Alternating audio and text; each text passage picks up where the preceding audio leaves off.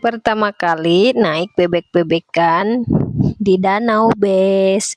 Itu Aa lagi belajar tapi nggak nyampe ya, guys. Neng diajak nggak mau, jadi aku naiknya sama Aa. Tahu-tahu Neng pengen ikut, jadi Neng ikut naik ya, guys. Aku sedikit agak takut, soalnya aku kalau sama air sedikit gila gitu ya, guys. Takut nyemplung. Oke deh, kita nikmati aja perjalanannya, soalnya kayaknya juga nggak terlalu besar danaunya. Kalau dalam sih udah pasti dalam. Ini kita pertama kali ke sini ya, guys. Tempatnya adem.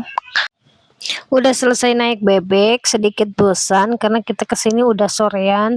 Cuacanya juga udah mendung, jadi kita putuskan buat pulang, Bes. Oke, kita pulang. Di tengah perjalanan itu Aa pengen lihat kereta api karena kebetulan juga kereta apinya berhenti.